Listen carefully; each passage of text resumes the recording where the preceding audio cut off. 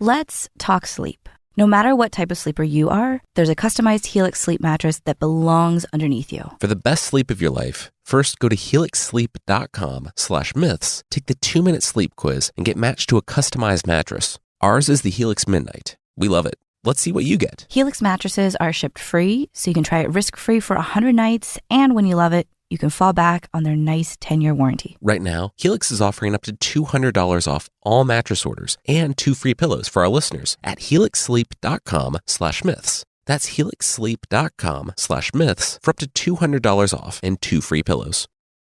This week on Myths and Legends, it's the start of our 2-part finale to the Odyssey. We'll see that you can always count on the Olympians, except when they abandon you for a decade for no reason at all. And we'll see that Dionysus is still doing his podcast. The creature this week is either an evil witch who will eat you, or her nicer sister, who will just sink your ship.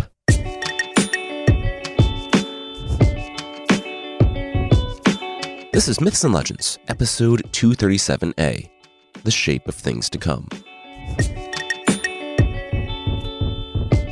This is a podcast where we tell stories from mythology and folklore. Some are incredibly popular stories you might think you know, but with surprising origins. Others are stories that might be new to you, but are definitely worth a listen. Previously on the podcast, the Trojan War happened. It took 10 years, but the king of Sparta, Menelaus, was able to retrieve his queen, Helen, and return home safely. Others weren't so lucky. Odysseus, the king of Ithaca, father of Telemachus, and husband of Penelope, who didn't even want to be part of the war in the first place, was one of those unlucky many who experienced some hardship on what should have been a quick cruise across the Aegean.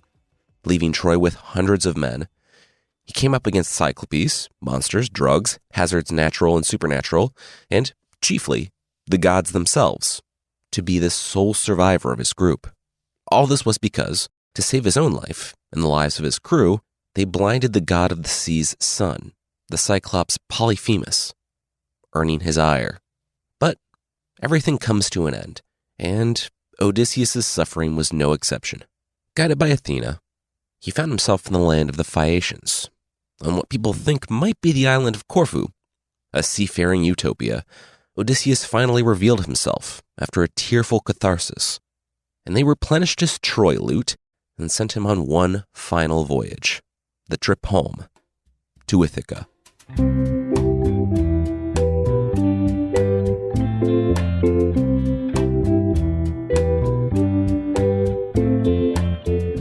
Look, bro, I always knew Odysseus was going to make it home. Poseidon, the god of the sea, said to his younger brother, Zeus, hey, you said it. I respect that. I just wanted him to suffer every day for years on end for blinding my sweet, beautiful boy. Was that too much to ask? And how many times did you go visit your son?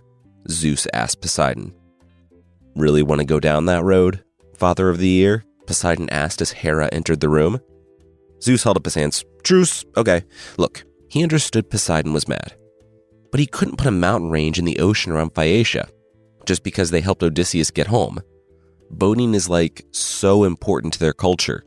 They have boats that can travel the known world and be back before dinner, and they are steered by thought. Come on.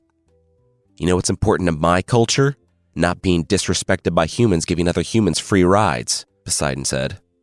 Okay, well that doesn't make sense. Tell you what, want to split the difference? Zeus asked. I turn the ship to stone, and if they don't freak out and sacrifice something to you, then we can talk about instantly landlocking their port city with a surprise mountain range. Poseidon was pouty. Fine. Fine what? Zeus asked. Fine, sir, Poseidon added. Zeus nodded. That's better. In Phaeacia, it went down pretty much as Zeus predicted. The Phaeacians' boat turned to stone and remained there in the harbor. The people sacrificed to Poseidon and vowed never to be nice to strangers ever again, lest they earn the anger of the gods. There's actually a small, rocky island off of Corfu, one of the places thought to be the supposed location of Phaeacia. If you squint, and then squint more, and then close your eyes completely and imagine a boat, the island kind of looks like a boat.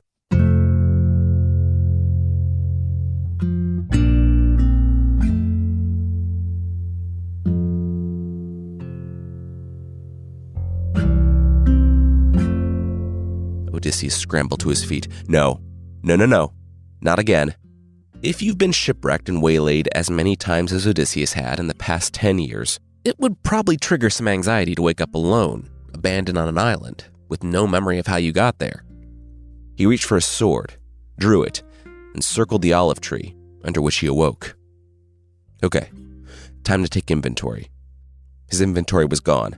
All the riches he had gotten from the Phaeacians to replace the riches he had sacked from Troy were at the bottom of the sea.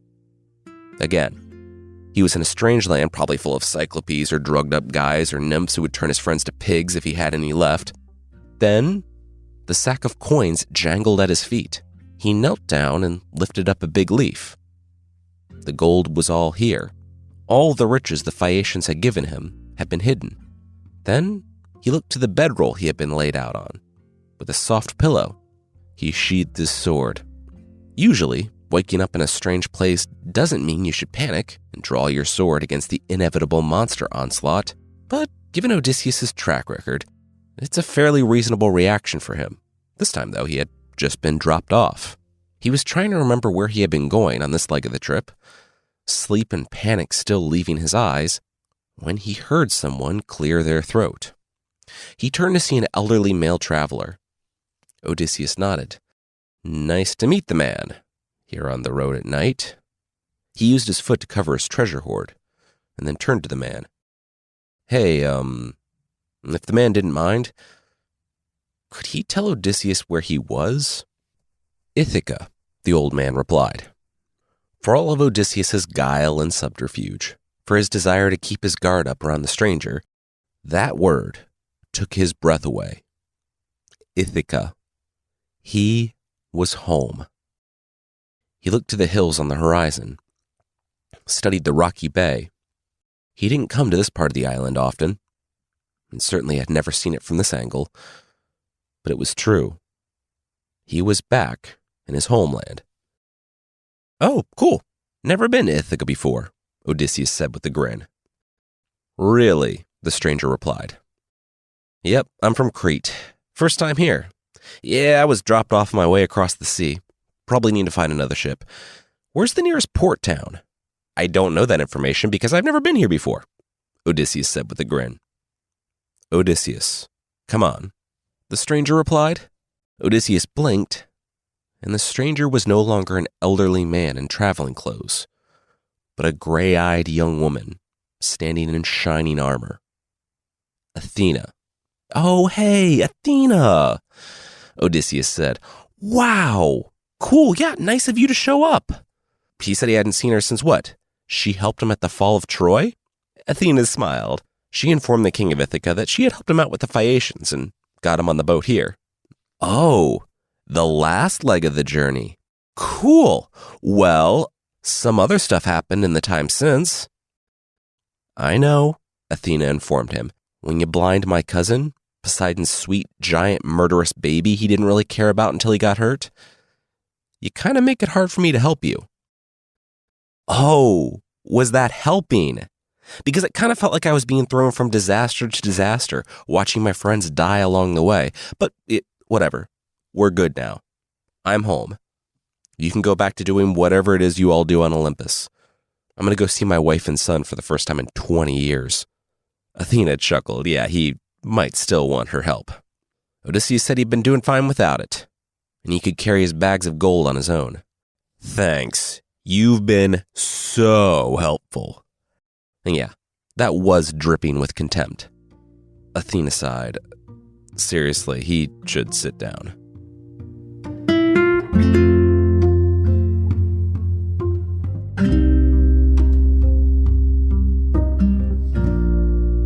So, to summarize, there's a bunch of suitors in my house.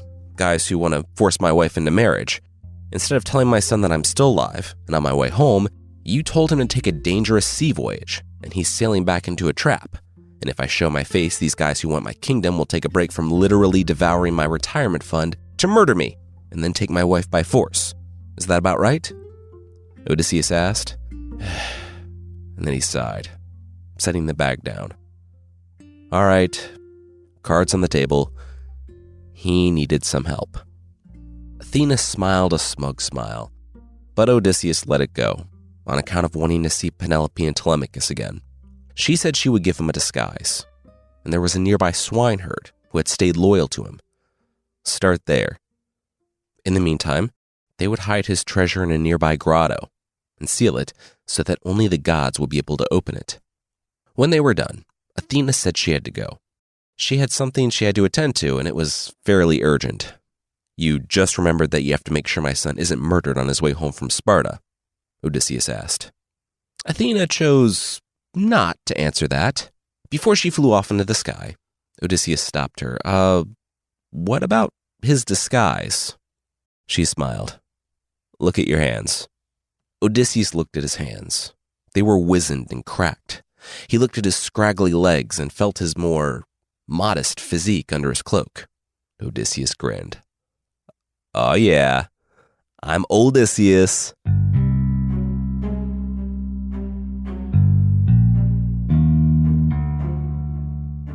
Odysseus? The swineherd said, looking the traveler up and down. That sounds a lot like... Odysseus, yeah, I know, no relation. I'm from Crete. I fought in the Trojan War. Want to hear about 80 more lines of backstory? So Odysseus told his character's backstory, did voices and everything, pretty solid performance. When he finished up, he told the swineherd, Odysseus, the king of Ithaca, dude was still alive. Don't do that, the swineherd said, handing Odysseus a plate of pork.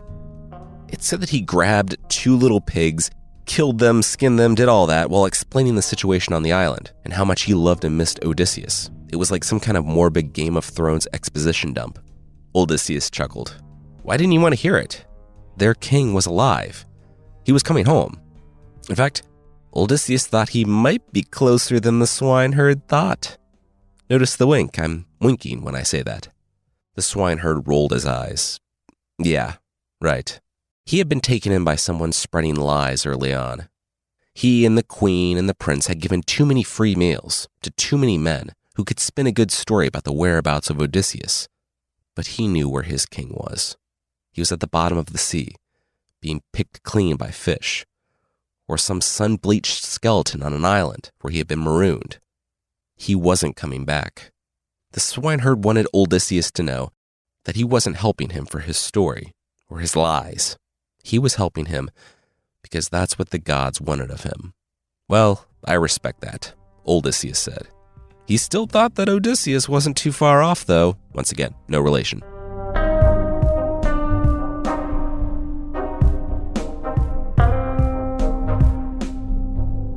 Telemachus felt his bed rock with a kick. Hey, wake up. He opened his eyes to see Athena standing over him. You gonna stay here forever in Sparta, drinking and hanging out with Menelaus and Nestor's son?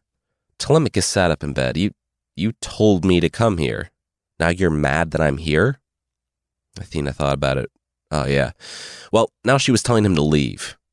But there were some changes to the route home. He shouldn't go back to the palace. Not immediately. He had to make another stop first. Telemachus and Nestor's son finished packing their chariot. They had a 2-day overland trek across the southern part of the Peloponnese. It had been good, though. Telemachus had learned so much about his father. A proud, honorable man who always found his way out of a fight. Somewhere in the back of his mind, he hoped it was true. He hoped Odysseus was alive out there. Menelaus looked on the boys, clasping them both on the shoulders, and stepping back, putting his arm around Helen. For the first time since returning from the war, he felt happy. If these kids were the next generation, things were going to be all right. They would be better than their fathers. Unburdened by the past, they could venture forward. Menelaus took a deep breath. Maybe there had been a purpose to their pain, after all. As the horses moved forward, and the chariot rolled toward the plains, Telemachus looked back toward the couple, whose fight had rent the world. Helen and Menelaus were smiling, arm in arm. Telemachus wondered if he would ever see them again. But if he didn't, he knew that they were going to be okay. Telemachus looked back to the road ahead, to his own journey, to the work that would have to be done for him to be worthy of his father's name.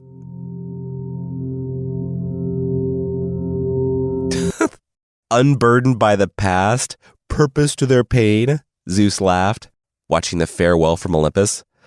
Oh man, what sort of weak sauce, 21st century revisionist Dad, we're recording, Dionysus said, and shook his head in frustration. But Zeus continued. You know what the purpose to their pain was in that war, right? Me owning all of you in all those battles. That was good times. Clink, clink, Zeus held out his goblet. Ares clinked. That a boy, Zeus said, before turning to his other son, Dionysus, because, yeah, this is Olympus, and you need to be that specific. You're still doing that blog thing? Podcast, Dionysus said. He wasn't hosting anymore, more producing now. They're wrapping up the Odyssey, and it was Menelaus and Helen's last scene on the show. Sue him for wanting to end on a little bit of pathos, tinged with nostalgia for characters we followed for years. This is a big day for the show. Dionysus looked to the clock. Oh, all right, time for the first ad break. First ad break, Zeus asked, arching his eyebrows. Seems like kind of a lot of ads now. Yeah, I mean, honestly, it's great that so many companies want to work with us.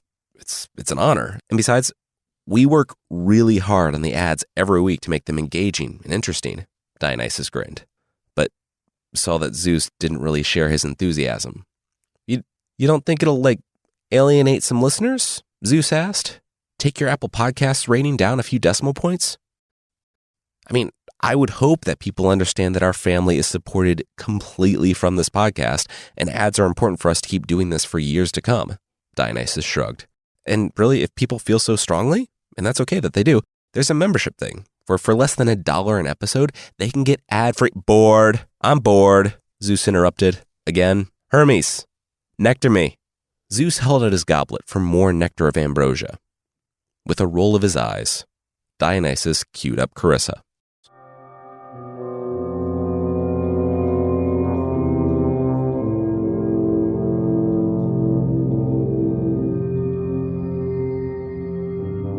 Telemachus landed on Ithaca, at the port Athena had told him about. He avoided the rocks where the suitors laid in wait, ready to end the child of Odysseus and any threat to their future reign. You know when you're on a road trip and you see those signs saying that there's a prison nearby and that you shouldn't pick up hitchhikers? Well, Telemachus had never seen that sign.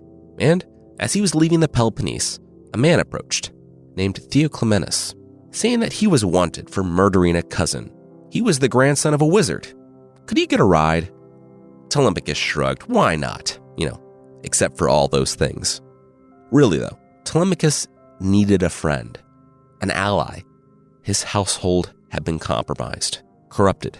His only true ally was his mother, and a handful of servants who either kept their heads down or fled. There were dozens of armed, dangerous men who would have boarded his ship and stabbed him had he not taken the long way around the island. An outsider could be helpful. Oh, and also he could see the future, which was a nice plus. Benefits of being the grandson of a wizard, I guess.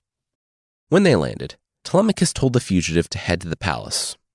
He had to go look into a whole swineherd thing that Athena had told him about.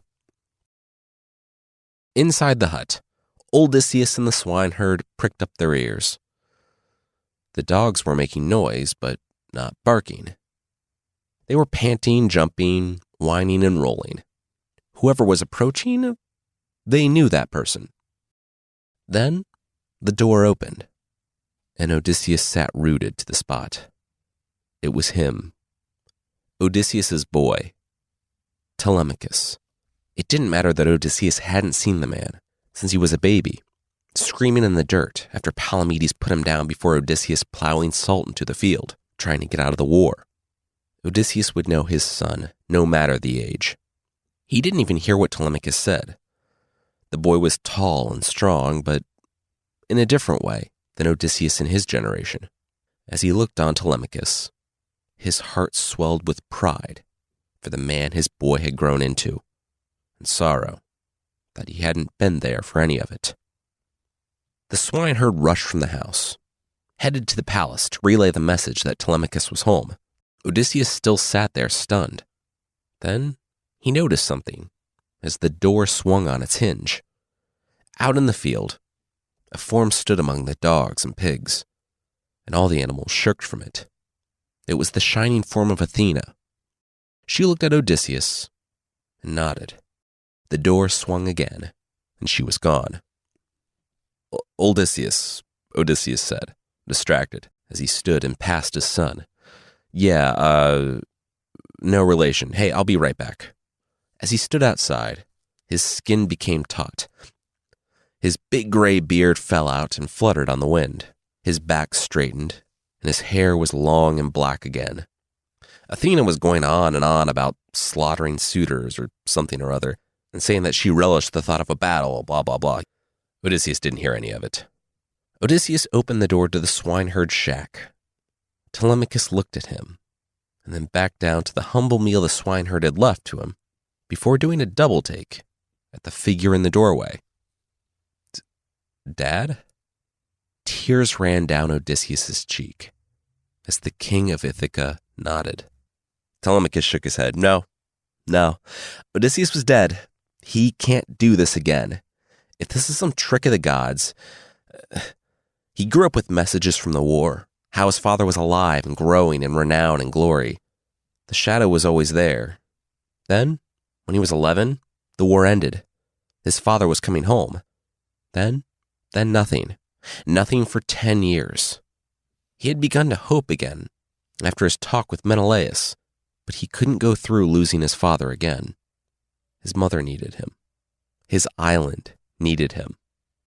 Odysseus stepped forward, and one translation puts it beautifully and succinctly when he says, quote, "I am that father whom your boyhood lacked, and suffered pain for lack of. I am he." Then the story says that both men embraced and wept. Odysseus was home.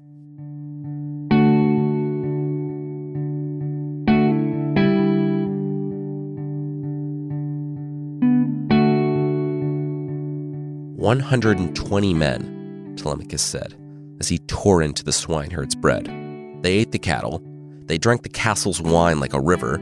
They had male slaves run around in the field while they practiced their archery. And the female slaves, we need to see who among the servants have stayed loyal to us and who have shamed our house by laying with the suitors, Odysseus said, in a characterization that was unfair, to say the least.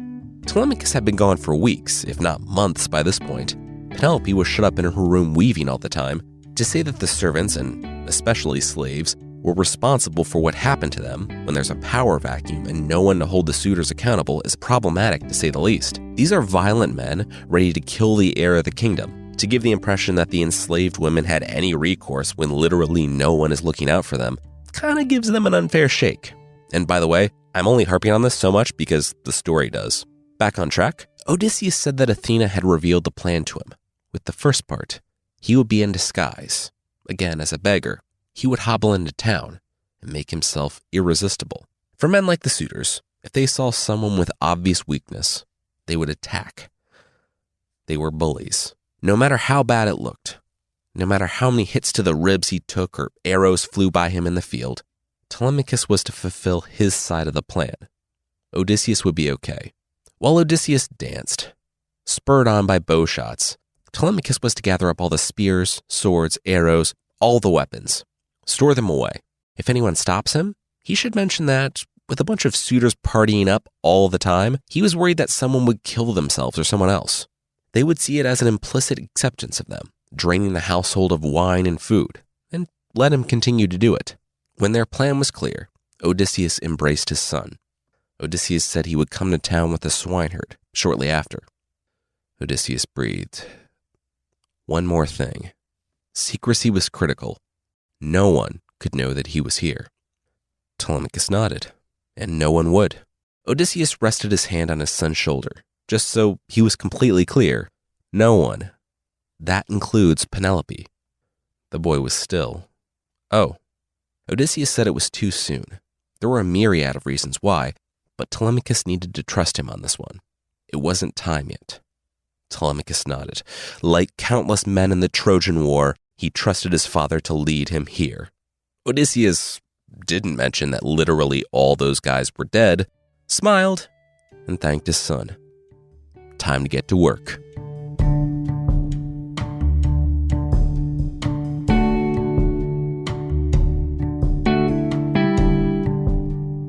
We'll see what happens when Odysseus finally returns to his family home, but that will be right after this.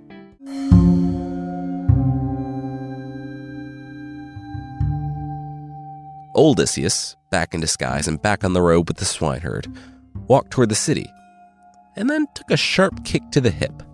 Odysseus glared, raising his stick and debating whether or not he wanted to, quote, beat the life out of this man, but decided against the obvious murder.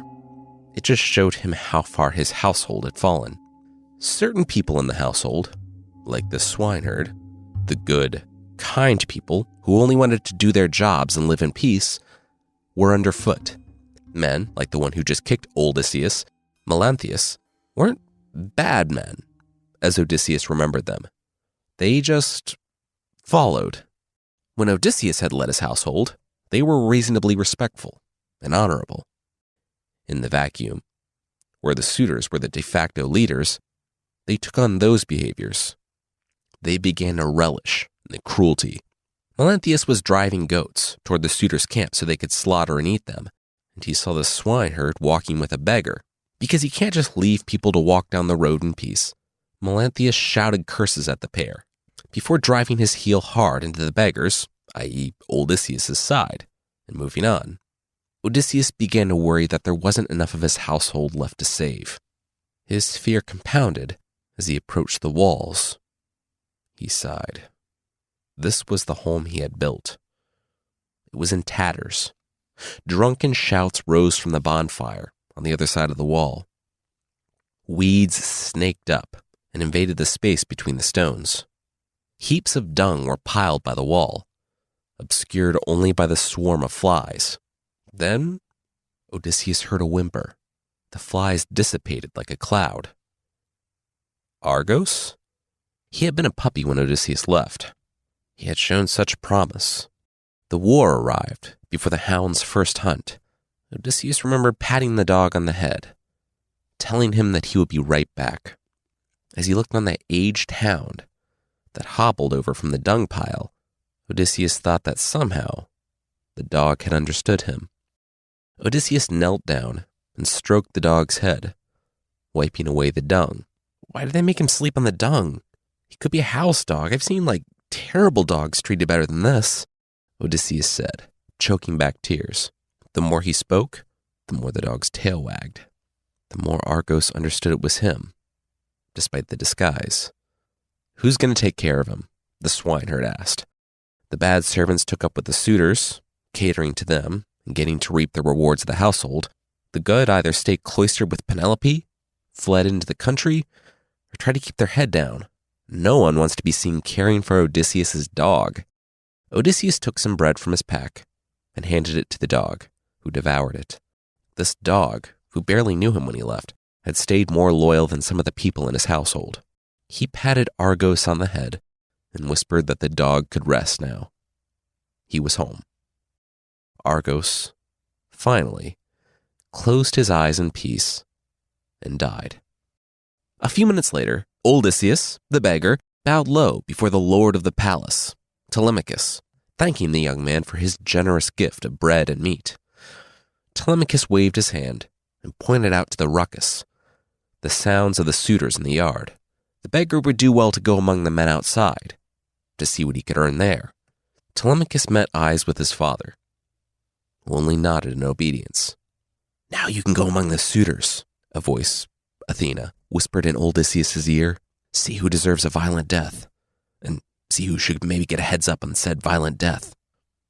Yes, I know, because it's the plan we talked about earlier, Odysseus said, as he held the bag open to the suitors, who were willing to give something to the beggar. Who are you talking to? A voice boomed out. The suitors parted. Antinous, the lead suitor. Odysseus bowed low. 1,000 pardons. Antinous gripped him by the hair and wrenched him up. He asked the beggar a question. The beggar said nobody. He was talking to nobody. Oh, so you were talking to yourself, Antinous grinned, and then looked around at the suitors. Because he's nobody. The suitors laughed. Antinous smirked. Yeah, that one was a thinker. Odysseus spoke up. The man before him was right. He was nobody. He came here begging for alms. Did this man, this kingly man, this best of the group, have any despair? And then Odysseus launched into one of those backstories he pulls out of thin air, about how he had once been a soldier or something and lost a bunch of men on the Nile River, but Antinous wasn't having any of it. He cut Odysseus off, calling him a rat who came to nudge his table. At this, Odysseus rose. He supposed Antinous had more looks than heart. It was funny that he should criticize the beggar so much when he was here growing fat off a better man's table. A chorus of, "Oh," went up as Odysseus turned to leave, his bag sagging low with meat and bread. Antinous, teeth pushed nearly to breaking with rage, gripped the stool next to him, stood, and flung it at the beggar. It broke over Odysseus's back. The king of Ithaca in disguise didn't even wince. Odysseus turned to address the crowd. He was a poor man driven across the sea by hunger. If beggars interest the gods, if Furies existed, then may Antinous meet death before his wedding day. Antinous told the beggar to leave, now, or else these men would string him behind a horse and drag him until his back was peeled. The other men looked to Antinous as the beggar left. Yeesh, they were actually not okay with that. Sometimes the gods come to men in disguise and ask for hospitality, and Zeus was They paused and looked up to the sky, a very stable and reasonable king of the gods who was always consistent and just. Was it really smart to risk it? Antinous shrugged it off. He didn't care. It was just a beggar. The swineherd emerged from the palace and found the beggar he had led there on the prince's orders. The suitors were all glaring at him. The swineherd cocked an eyebrow. So, how's it going? Odysseus nodded, as he expected. Well, it's going to start going a whole lot better now, the swineherd said. He had just come from the palace. The queen wanted to see him. A pang hit Odysseus's heart when he heard mention of Penelope. He allowed himself a glance up, but only a glance, to see the shadow in the window. It was her. He wanted to see her so badly, but it wasn't time yet. He looked back to the group of suitors, now going about their business, eating his food, harassing his servants, living in his home. He still had things he needed to do.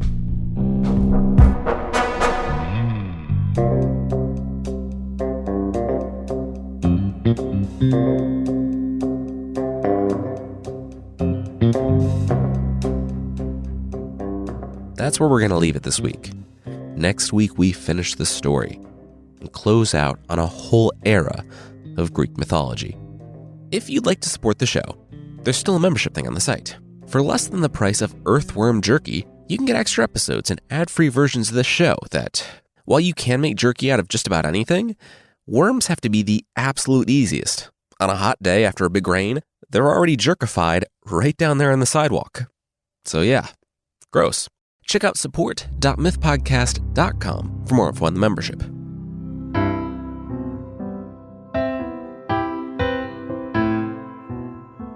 The creatures this week are Black Anis and Gentle Anis.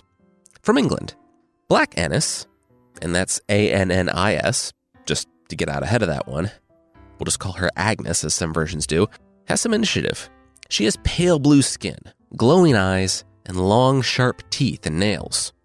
And her nails are so strong that she hewed her home from solid stone with her fingernails and just set up shop. Her day job, of course, and I guess her night job too, is catching children and lambs who linger near her hills, the Dane Hills at twilight. She also likes to reach into windows with her long fingers and grab babies. But the addition of glass windows in recent years has made that more difficult. Her hobbies include catching children and livestock, exsanguinating them, and consuming them. Horrifying, of course. Also, pretty standard fare for the creepy creatures of the week. She steps it up a little bit by wearing human skin skirts, though, so I guess she's trying.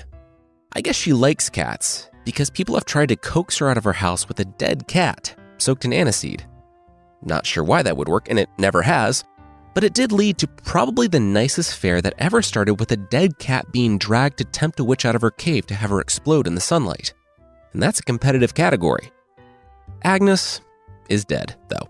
I found a story as recent as 1942 that said that she was chasing some kids who were gathering sticks for a fire, and the kids panicked and dropped the sticks. Agnes tripped and fell over them, getting her shins all bloody, and had to go back home to put some salve on the wounds. You don't want to mess around with cuts in the Middle Ages or early modern period, even if you're a semi-immortal witch. She caught up with the kids as they were near their house, and their fairy tale dad did what fairy tale dads do, and axed her in the face. This didn't kill her either, but she ran in a panic back to her cave, as I think any of us would do if we got an axe to the face. What finally did her in were the Christmas bells. As soon as she heard those bells, without the protection of her cave, she fell down dead. As for gentle Agnes, or gentle Agnes, she's not all that gentle. Gentle is a mollifying term in her case, used in the same way that you would say, nice dog, good doggy, to a dog that's snapping and growling at you. You want gentle Agnes to be gentle, but it's probably not the case. I found in one place that she raises the winds, and while that probably means that she just brings them up to send them after ships because she's bored or something, I don't know, I'm choosing to believe that she, raises them as children and then sicks her wind babies on you.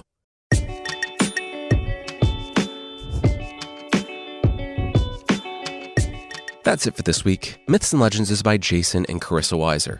Our theme song is by Broke for Free, and the Creature of the Week music is by Steve Combs. There are links to even more music in the show notes. Thank you so much for listening, and we'll see you next time.